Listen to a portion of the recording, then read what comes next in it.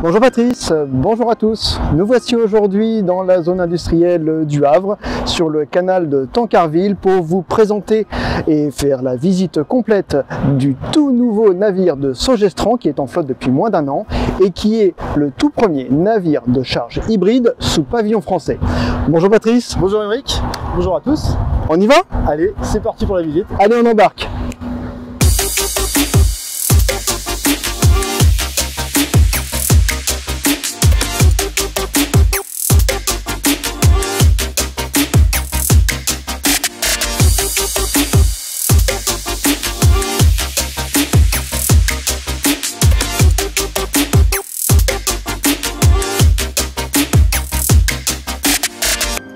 Bonjour Patrice Le Gouader, comme promis nous voici à bord du Pointe de Caux, à la passerelle, où vous nous recevez aujourd'hui, merci beaucoup, pour visiter et pour parler un petit peu de ce tout nouveau navire qui est rentré en flotte il y a moins d'un an pour le groupe Sogestran et qui est le tout premier navire de charge de pavillon français en hybride.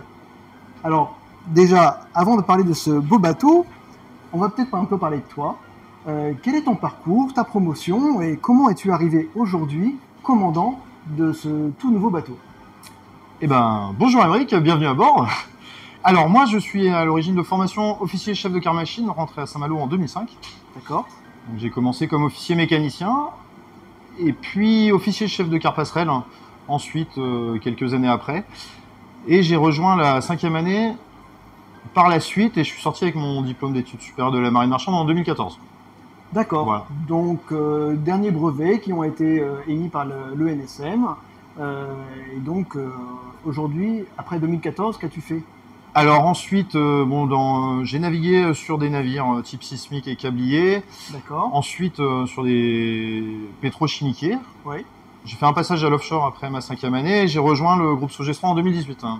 D'accord, donc c'est relativement récent. Et Ouais. tu l'as rejoint à quel niveau? Au niveau officier, second? Ouais, niveau second capitaine d'abord. Second capitaine? Ouais, sur un navire, un navitailleur aux Canaries. D'accord. Puis un pétrochimiquier de 9000 tonnes là. Alors, chez Sogestran, j'ai cru comprendre que vous étiez quand même sur le marché de niche. Ce bateau, il a un aspect un peu atypique. Peux-tu nous le décrire un petit peu et nous expliquer pourquoi ce bateau? Le cœur de métier de Sogestran, c'est de se positionner sur des marchés de niche. Ici, le challenge, était de faire un navire pour ravitailler principalement l'usine Total Fluid située sur le canal de Tancarville. D'accord. Donc, on a construit un Tancarville Max. Ouais.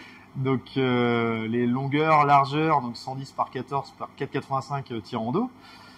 Et en Paron Max. Donc 4700 tonnes, avec la contrainte de tirant d'air du pont de la 29, parce que c'est le seul navire maritime, aujourd'hui, je pense au moins en Europe, capable de venir ici, parce que les navires s'arrêtent avant à Orcher, quoi.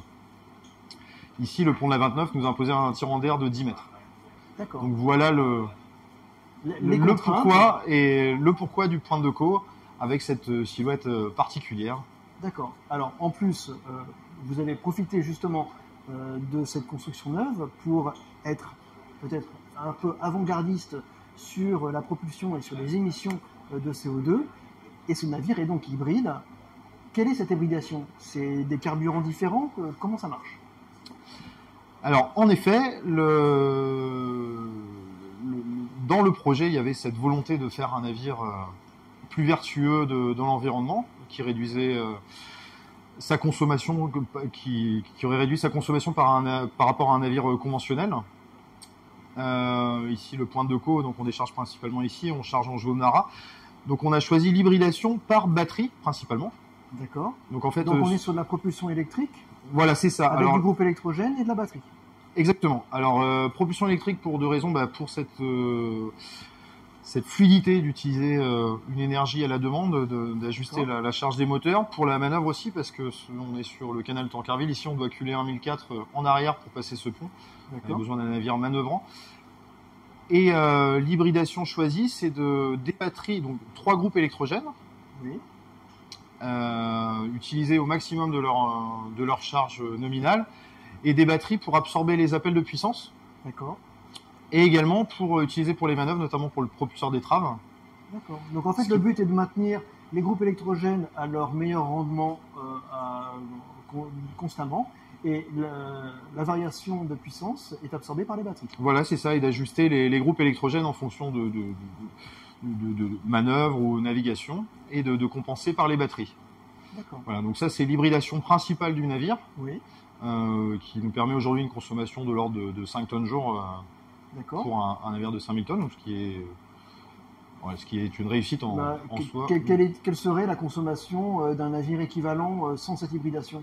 Je pense que pour un navire équivalent, on est au moins 9 tonnes facilement. Ouais. D'accord, donc on se est rapproche au-delà des des 30%, ouais. voire quasiment 40% de réduction de la consommation. Ouais, au moins, ouais. D'accord. Exactement. En plus de donc de ce choix d'avoir mis des batteries, donc en fait les batteries c'est 6 racks de batteries. D'accord. Qui comportent chacune, en tout on a 84 batteries. Oui. Voilà. En plus de ça, on a également le shore power, là, donc la possibilité de se connecter sur le courant de terre et d'opérer nos opérations de chargement-déchargement. Alors sur un pétrochimiquier, c'est au déchargement où on a une consommation énergétique plus importante. Parce que vous avez les pompes. On a les pompes, on a le gaz inerte. Oui. Voilà, donc on a une installation shore power qui est dessinée pour ça. Et avec cette shore power, vous rechargez également les batteries de propulsion? Ouais. Alors sauf qu'aujourd'hui, voilà, c'est encore, nous on est prêts, c'est encore à l'étude dans les différents terminaux. On est au début de. D'accord. Donc vous avez anticipé les possibilités. Vous êtes prêts. Vous attendez que les terminaux le soient. Voilà, exactement. On a également des moteurs, les groupes électrogènes, c'est des moteurs e-motières là, avec injonction d'AdBlue. D'accord. Donc le choix qui a été fait, c'est d'injonction durée à AdBlue. Donc comme ce qu'on voit sur les camions. Exactement, comme sur les voitures et camions aujourd'hui. Alors durée. voilà, c'est un peu novateur dans le maritime. C'est ça, nettoyage des fumées, on enlève les NOx. Également des panneaux solaires. D'accord. Et qui sont situés au-dessus de la passerelle là, et qui nous permettent d'alimenter tous les équipements passerelles. D'accord. Donc il y a une différenciation. Hein. Donc les panneaux solaires ne vont pas venir recharger les batteries. Non, alors c'est des batteries à part. D'accord. Voilà, c'est des batteries à part. On a l'interface derrière moi ici, c'est assez. Voilà, aujourd'hui, on produit 2 kW, on consomme 2 kW, donc quand il y a du soleil. Voilà. Vous consommez la production. On a une capacité de produire 15 kW. Voilà. Ah, quand même. Si les conditions le permettent, voilà. Et puis, bien sûr, comme tous les navires aujourd'hui, full LED. Évidemment. Évidemment. Et un design. Ouais. Ok, donc pour la passerelle, panneaux solaires, pour la machine, des packs de batterie. Voilà, c'est ça. D'accord. Alors, pourquoi vous avez opté pour ce système-là? Parce qu'il y a quand même d'autres possibilités, notamment, par exemple, pour la propulsion. Certains optent pour des voiles, des fois pour des conteneurs avec des masses supplémentaires, d'autres pour du kite. Ou alors, vous auriez très bien pu penser à des carburants synthétiques. Pourquoi l'hybridation électrique? Les voiles ont été rapidement écartées parce que, avec ce tirant d'air de 10 mètres, quand tout est rabaissé, il faut garder une visibilité, donc c'était pas possible. L'hydrogène, ça a été également écarté rapidement parce que la réglementation, elle est encore, voilà, ça commence à évoluer, mais il n'y avait pas encore de réglementation claire. On a la barge Joulou au fluvial là, qui a été convertie à l'hydrogène, et on vient juste d'obtenir des clarifications réglementaires pour avancer sur ce projet, sur cette hybridation hydrogène. Et les carburants synthétiques, alors la réglementation actuelle les moteurs qu'on a actuellement nous permettent de tourner à 30% de HVO, donc carburant de synthèse. Mais ce qui était le plus rapide, nous on avait une échéance, c'était octobre 2022, le navire en service. D'accord. Donc ce qui était le plus rapide le plus efficace et le plus rapide, le plus pertinent. Le plus pertinent, c'était cette hybridation batterie et shore power. Parce que tu as parlé d'un navire qui est le Zulu 6, qu'on a eu la chance de visiter avec Jeanne Marine l'an dernier. Alors c'est un navire un peu comme celui-là, dans le sens où la propulsion était déjà électrique, mais avec des groupes électrogènes, et Sogestran, via son groupe d'études, a modifié le navire pour y ajouter une pile à combustible, pour remplacer les groupes électrogènes par une pile à combustible. Donc, un bureau d'études qui va adapter complètement le bateau à la demande. Pourquoi cette transposition n'aurait pas été faisable sur le point de Decaux, vu que vous maîtrisez déjà la technologie? Pour l'hydrogène? Oui. Ouais, mais on est le groupe Sogestran en effet, mais on est deux entités différentes. Il y a la partie fluviale Zulu, donc on n'est pas sur les mêmes réglementations. Là ici, on est sur un navire de mer. L'hydrogène, c'est pas encore. Voilà, nous ce qu'il fallait, c'était répondre à un client qui voulait un bateau clé en main en port max tirant aux dimensions du canal de Tancarville, parce que c'est notre port de déchargement principal. Chargement en zone ARA et déchargement principalement ici au Havre, à Oudal, qui soit prêt à l'automne 2022. Donc c'était pas possible de transposer cette technologie hydrogène. Il y avait un côté réglementaire, et il y avait ouais. surtout une échéance de temps qui faisait qu'il fallait absolument. Voilà, trouver une réglementaire solution, tant au niveau de l'OMI qu'au niveau de la classe. Donc c'était pas possible de. Alors on sent vraiment que chez les armements français, il y a un réel désir et ils sont vraiment en effervescence pour essayer de faire baisser les émissions de CO2. Le groupe Sogestran, comme on disait, est peut-être déjà beaucoup en avance, puisque vous avez ce navire-là, vous avez le Zulu 6 pour le fluvial, mais vous avez d'autres navires, puisque dans le groupe Sogestran, il y a la maritime nantaise. Alors, est-ce que vous allez transposer ces technologies-là au roulier de la maritime nantaise, ou vous allez peut-être développer encore d'autres choses? Et ben pour chaque projet, en fait, le bureau d'études pour chaque projet, suivant les contraintes, suivant les particularités du marché, c'est majoritairement des marchés de niche, vont étudier les meilleures technologies, les meilleures innovations qui permettent de réduire les émissions et l'empreinte carbone. Alors on parle de la maritime nantaise là. Aujourd'hui, un navire qui a été lancé, qui avait été mis à l'eau la semaine dernière. Alors un navire fluvial cette fois-ci, c'est oui, vous avez fait un article, oui. l'Energy Stockholm.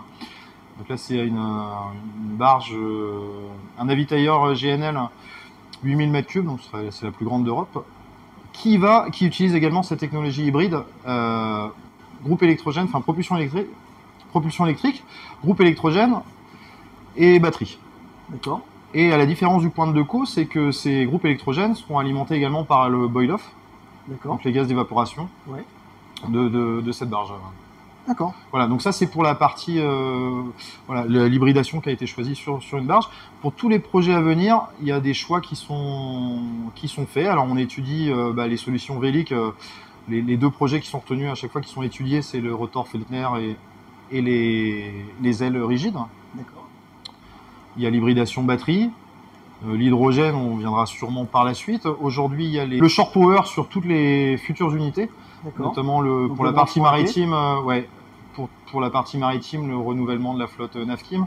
Chez Sogestran Shipping, on a 3 projets de transport de CO2, là, 9000, 12000 et 18000 tonnes. D'accord. Donc là, on étudie le vélique et il y aura également ce courant terre. Pour la maritime nantaise, aujourd'hui, il y a le MN Pélican qui est le démonstrateur du projet Wizamo, là, avec la voile Michelin. Oui. Donc, qui est aujourd'hui en essai. En essai. Donc, Sogestran vraiment est sur un petit peu toutes les solutions technologiques pour pouvoir décarboner depuis le fluvial jusque sur les plus grosses unités. Après, sur les unités comme celle-là et le fluvial, apparemment, c'est vrai que la propulsion électrique semble être le couteau suisse qui permet le plus de combinaisons possibles pour l'alimentation ensuite des moteurs électriques. Aujourd'hui, oui, et puis il y a aussi tout ce qui est un navire, ça demande d'être mis en exploitation. Il y a toute la logistique aussi d'exploitation. Les carburants de synthèse, c'est bien, mais il faut pouvoir s'approvisionner. Oui, okay. La batterie, ça répondait rapidement à ce besoin. Ouais. Ok. Alors, avec les contraintes, nous, de visibilité et de tirant d'air, du point de Decaux en tout cas. Tout à fait. Tu nous parlais du groupe Sogestran, tu nous as parlé de Maritime Man, Maritime Nantaise. Tu peux nous expliquer un petit peu, parce qu'on a l'impression qu'il y a beaucoup d'entités. Ouais, alors Sogestran, le siège de la maison mère du groupe Sogestran, c'est au Havre ici. C'est une entreprise familiale qui a fêté ses 75 ans. D'accord. Historiquement, c'est une entreprise du fluvial. Oui. C'est le leader français, enfin le numéro 1 français du fluvial. Donc c'est environ 150 unités en fluvial. D'accord. Et c'est aujourd'hui un acteur d'importance dans le maritime. Alors ça a commencé en milieu des années 90 avec le rachat de Maritima, donc des avitailleurs du sud de la France. D'accord. Donc, Euh, Maritima, ce sont des fluviaux maritimes qui font... non, c'est du maritime. C'est du maritime. Ouais, c'est du maritime. Des D'accord, pétroliers qui de font de 90 mètres, l'avitaillement. voilà, des pétroliers de 90 mètres qui font de sur l'avitaillement. Marseille. Voilà. Il y avait eu à l'époque aussi Biomar, des petits caboteurs qui faisaient D'accord. ça s'est arrêté aujourd'hui, qui faisait du transport de Fame. Sogestran, c'est en 2017 le rachat de Maritime Nantaise Oui. Donc, qu'on avait vu il n'y a pas très longtemps avec sur le Toucan. Étienne Robic sur Ouais. le Toucan. Exactement. En 2020, la création de Sogestran Shipping. Oui. Et fin 2021, là, l'apparition de Navkim, qui est historiquement Dépoli et Team Stanker. Donc voilà. D'accord. Donc aujourd'hui, la partie maritime du groupe Sogestran, c'est 33 navires. 33 navires. Voilà. Donc, sacré groupe. Mais, donc, tu nous as parlé Sogestran, Maritima, Maritime Nantaise. C'est 3 entités en silo ou demain tu pourrais aller sur le Toucan, par exemple, remplacer Étienne? Alors en fait, dans la partie maritime, il y a 2 entités. Il y a la Maritime Nantaise d'un côté, Oui. Sogestran Shipping de l'autre. D'accord. Donc Sogestran Shipping, opérateur qui opère 2 navires sous pavillon français. Et Sogestran Shipping Maison Mère qui opère toutes les branches maritimes des produits, des navires transportant produits pétroliers. Plus un D'accord. pétrochimiquier, plus un cimentier. D'accord. Donc Navkim, c'est des chimiquiers Cuvinox. Sogestran Shipping, pétrochimiquier. Maritima, principalement des avitailleurs. Chanel Bunker Service également. Et Someca, un cimentier. À bord, vous êtes combien? Ici, on est 12. Vous êtes 12. Que des Français? Non, 3 Français aujourd'hui et un équipage philippin. Le reste, philippin. À quel poste, les Français? Alors aujourd'hui, en français, on a commandant, chef et second capitaine. D'accord. Et comment on fait pour venir te rejoindre? Pour la partie Sogestran Shipping, il y a les exigences pétrole chimique fonctionnent avec les matrices. D'accord. Donc il faut aujourd'hui avoir une expérience Alors, pétrole chimique. La matrice, qu'est-ce que c'est? La matrice, en fait, c'est que par exemple, le commandant et le second capitaine doivent avoir 3 ans effectifs de navigation ensemble, donc 6 ans pour des Français. Ensemble, ok, Ouais. ah oui. Enfin, Ah, donc, ensemble, que le total de leur navigation dans la fonction. D'accord, Le chef mécanicien et son second, pareil. d'accord. Et les lieutenants également doivent avoir un temps ensemble dans la fonction. D'accord, donc Donc, il y a une ce qui est un peu- fidélisation qui est très importante en fait. Ouais, et ça c'est demandé par tous les majors pétrole chimique. D'accord, Voilà. Donc aujourd'hui, on recherche des profils ok. provenant au pétrole, des profils avec expérience pétrole chimique. Sur ces postes supérieurs, il y a des développements à venir. Des renouvellements de flotte, des projets Sogestran, là ils sont sur projet Sogestran Shipping pour 3 navires de transport de CO2, 9 000, 12 000 et 18 000 tonnes. Quand même. Voilà, il y a 2 navires de 5-6 000 tonnes là, pour Exxon également en projet, un transport de GNL de 3 000 tonnes aussi en projet, donc il y a plein de projets. Il y a plein de projets. Voilà. Vous Projet à venir. embauchez un petit peu à tous les niveaux, niveau second, niveau commandant, niveau chef. Ouais, on embauche à tous les On niveaux. peut venir Maritime vous rejoindre Nantaise, à tous les niveaux. on peut venir nous rejoindre à tous les niveaux. Partie Maritime Nantaise, là on prend aussi du lieutenant également. Et nous, Sogestran Shipping, ouais, c'est second, chef, commandant aujourd'hui. Et des élèves aussi quand on peut. D'accord, parfait. Bah écoutez, Et j'espère à que- terme des lieutenants. ah bah peut-être. Ben voilà, écoutez, si vous voulez venir rejoindre Patrice ou Étienne qu'on avait vu sur le Toucan, on va vous décrire exactement comment faire pour les rejoindre. Et déjà, merci énormément de nous avoir reçus. Et j'espère à très bientôt. À bientôt Patrice. Et ben merci Emric, à bientôt. Au revoir. Yeah.